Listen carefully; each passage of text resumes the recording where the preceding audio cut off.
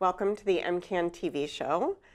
I am Carol Oldham, the Executive Director of MCAN, and I have here with me today a few guests, two guests, to talk about a great effort that's coming together. I have Joel Wohl from Clean Water Action, and I have Claire Miller from Toxics Action Center. Welcome to both of you. Thank you. Thank you. Thanks Happy so much to be for here. joining us. And so I thought maybe what we could start out by doing is folks might not know your organizations. So maybe you could just tell us a little bit about what you do as an organization. So Joel, could you just tell us a little bit about Clean Water Action?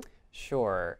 Clean Water Action is a national organization. We work on local, state, and national policies. I'm here in Massachusetts and work mostly on energy issues, although we do work on issues related to water infrastructure and toxic chemical reform as well. And love engaging many parts of New England, many parts of the country, and certainly many different kinds of community groups and many awesome partners. So. Great, great. And Claire, why don't you tell us a little bit about Toxics Action Center? Sure. Toxics Action Center is a New England-wide public health and environmental nonprofit.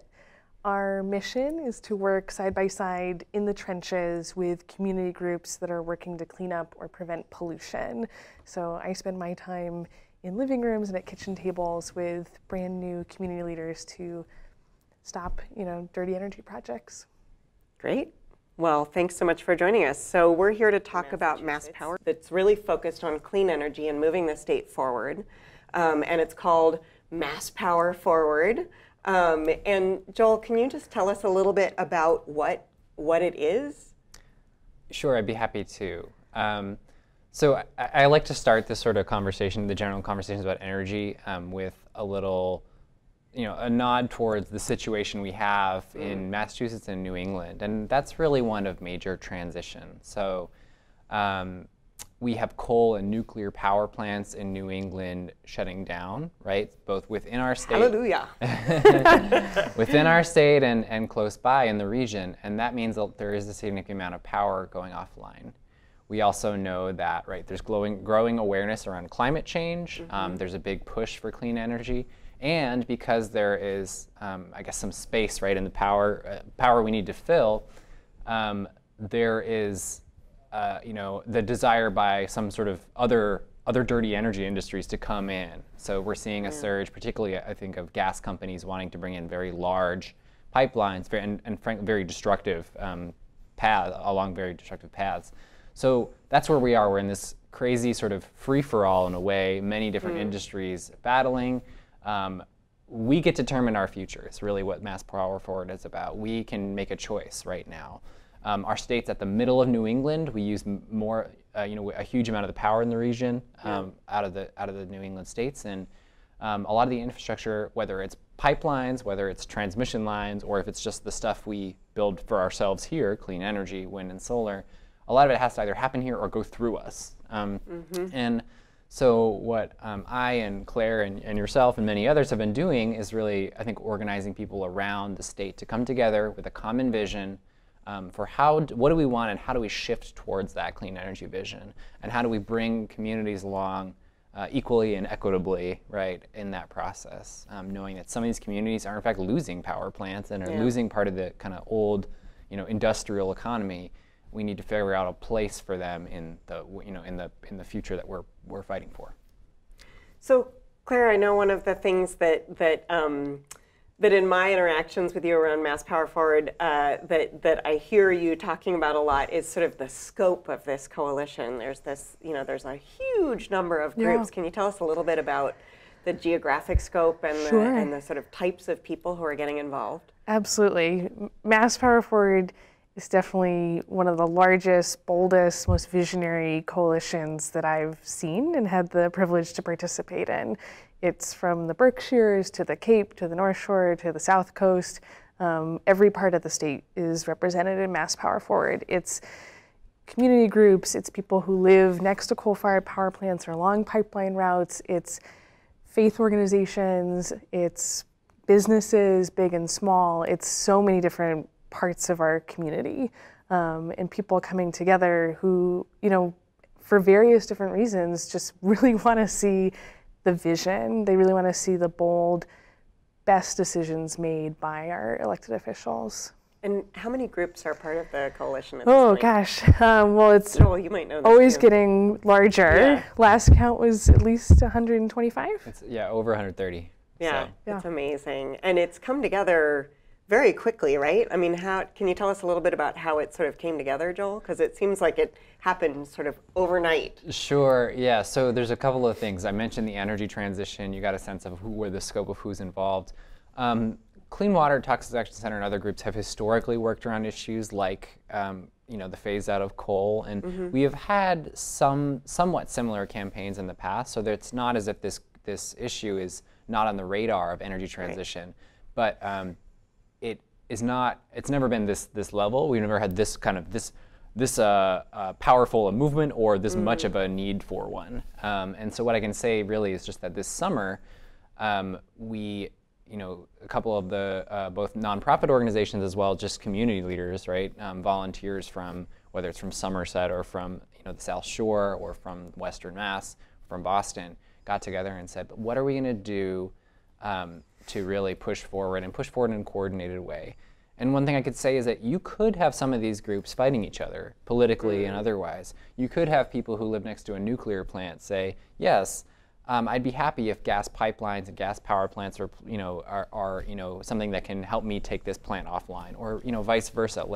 Let's keep nuclear there so we don't have to do X, Y, or Z. Right. I think what's amazing is that we largely have been able to coordinate people by focusing on what we do want and what we and how do we shift our attention and our political will and our resources there, and also I think cut away at the narratives that are propagated by the gas industry, by utility companies, that are frankly false around what we can do, whether clean energy is good for us or not, and also I think whether the consequences of staying with the old, staying with the status quo.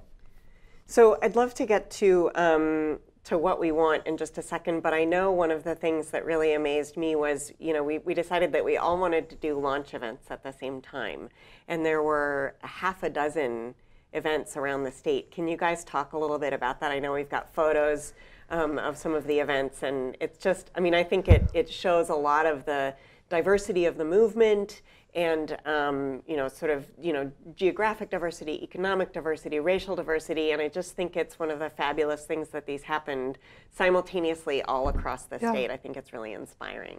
Yeah, I think that the thing that characterizes Mass Power Forward and one of the hallmarks of what it is that it relies on a decentralized grassroots movement.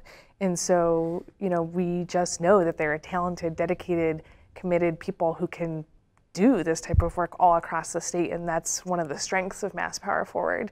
And so, in August when we decided to do this, we're like, okay, let's launch ourselves in a month, and let's really tap into that. Let's actually hand this over and say to people in the Pioneer Valley, can you guys do an event? Can you guys do an event in the Berkshires? How about the South Coast? And folks like Climate Action Now really stepped up and said, we can do it, we got it, we're organized, let's go.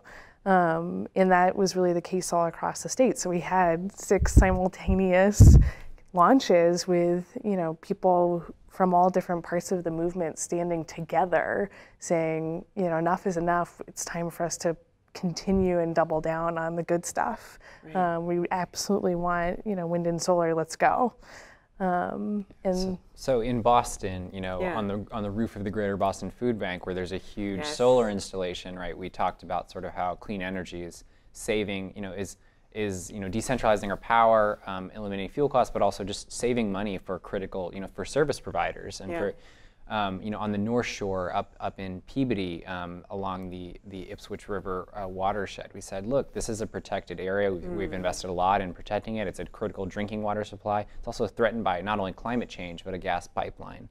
Out in Western Mass, I think Claire would have been out in Holyoke, where residents have worked to transition from coal to clean energy and are along the way. That event to me it was amazing to be there. We had, Carlos Rodriguez, who lives next to the coal-fired power plant, speak, and Marianne Babinski from Westfield, who's been, fighting off a proposed gas plant for 5 years. next to climate activists or justice activists from Springfield, next to a selectman from Northfield, where they're fighting a compressor station by Kinder Morgan. I mean, it was the whole swath of people standing, next to Rep. Aaron Vega saying, we have a vision, let's go. And I love the thing too, the Boston Food Bank's, I guess, sort of representation of the fact, I mean, one of the things that I've seen a lot since I've joined MCAN is the fact that lots and lots of cities and towns, as well as lots of businesses and lots of service providers, like you pointed out, are saving money by implementing clean energy. And they're actually able to put that money, into services that are really desperately needed by the community. And I think that that's important.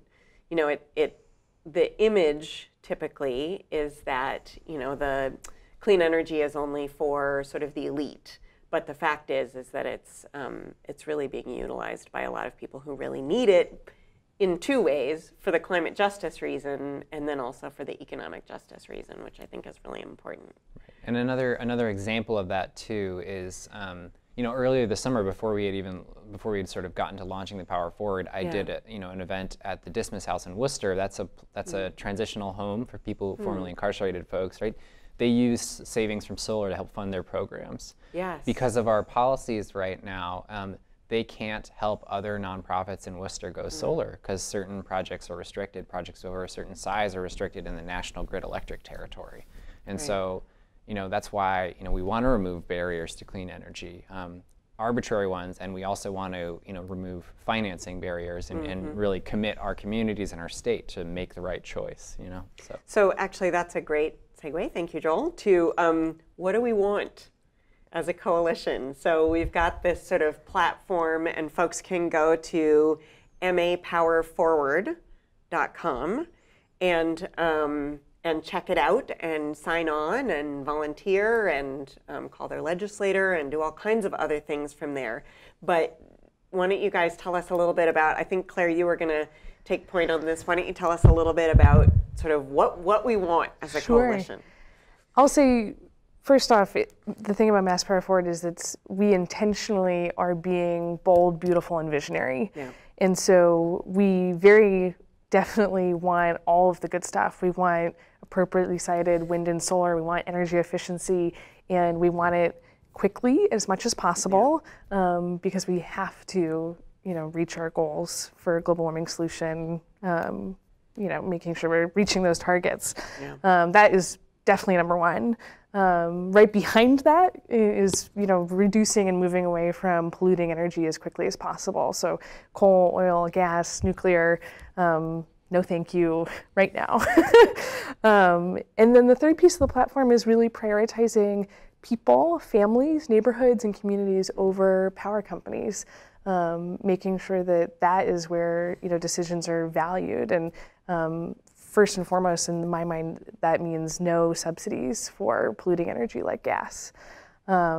After that, we want to absolutely be punching up modernizing our grid. That's one of the things that really holds back all of the best things. And at the end of the day, we also want to make sure that we are, helping the communities that have been living with dirty energy come through this transition as whole as possible. So doing right by municipalities and by workers so that they have a just transition through this crossroads. So that's kind of the beautiful picture that Mass Power Forward is trying to accomplish. It is. It's a great vision. And one of the words that you just said, the crossroads, I think that's something that really struck me when we were all coming together and talking about this is, you hear from the dirty energy folks that we're at a crisis and, it's sort of this fear-mongering feeling. And it's a crossroads, and it's a moment that we can take as, as a Commonwealth, as all of our communities together, to have a really good conversation about where we want to go from here. And I think it's great that Mass Power Forward is driving that conversation. I'm really excited for MCAN to be a part of it. I'm excited to work with you guys on it. Joel, do you want to tell us a little bit about, I know one of the things, Claire talked about this a little bit, but there are obviously really big advantages to the things that that are parts of the platform. So you know, it's helping out the communities and the just transition for the workers. And can you tell us a little bit about how you see that playing out, or why we're even asking for it? Yeah, so I mean, I think a couple of things there. One, right, there's two things to balance in terms of the timeline, right? Mm-hmm. One is that we have decisions to make pretty much now or in the next few months. But the process is a path, right? We are at a crossroads, not a crisis, but there is a political crisis in the sense that we do need to make tough choices very quickly. Yeah. And the opposition is very strong. I think what we're aiming for is really a triple bottom line, right? Jobs, community, and the environment. And there are going to be difficulties in that transition, but it means that we have to account to make it a just transition, right? To make our changing over of our power grid one that is fair and equitable, in addition to sort of climate friendly. We need to really start to account financially, providing for sort of community planning and municipal resources to communities if their energy sources, if their tax bases are changing, but also figure out how do you actually support the individual families as much as possible who are affected in this. And what that can mean in practice may be that we will put pressure on companies who, many of the power plant owners, right, are not necessarily they're not friendly to the employees there, even if some of them have been providing good wage jobs. So if there's transitions there, we want to be supportive of those folks however we can. Some of these things, the answers are not always immediately clear, but part of it is that we want to be advancing where there are opportunities for people, clean energy, citing new clean energy projects, significant amounts of it, right, so that there is ample work in energy industries, in construction, in other areas. And to make sure that in the industries that we're supporting, right, those are good job standards. So, I mean, this is Power Forward. It's also how Clean Water has historically, I think, taken a look to some of these issues. Yeah. But really, if I had to say, it's just like you cannot look at these issues siloed. You cannot look at it just environmental, just climate. Or just jobs. Right, or just jobs, partially because, we need a bigger political base, right, to actually win a good solution for anyone. We need more than just the environmental community, or just a community group in this neighborhood, or just, the workforce of this facility, or potentially a future workforce or of another industry. We need to come together, and that's what we're trying to do, and trying to make solutions that it's always a political wrangle, it's always a negotiation, but to get to the best place possible and to plan in advance for changes that are beginning now, but that we've really seen coming for years. So I know one of the things that we've talked about on prior shows is, how the Global Warming Solutions Act really set us up as a Commonwealth to get to 80% by 2050, which is this huge goal, right? And then we've got this sort of interim empty space where we don't know, how do we get there? It's such a huge thing. And I know that, folks have a whole bunch of different ideas in terms of solar, in terms of offshore wind. Are there any things that you guys have brought out of the community work that you guys have been doing that is illuminating for the 80% by 2050 goal? It's such it feels so huge and vague sometimes. Well, the first thing that comes to mind, and this is probably partly because of the work that I do, is that we absolutely can't be building out new fossil fuel infrastructure if we have any hope to actually get to the clean, renewable future that we must get. And so, when I think about the Kinder Morgan pipelines and the Spectra pipelines and the 7 proposed gas plants across New England, we need to be united and organized in saying absolutely not.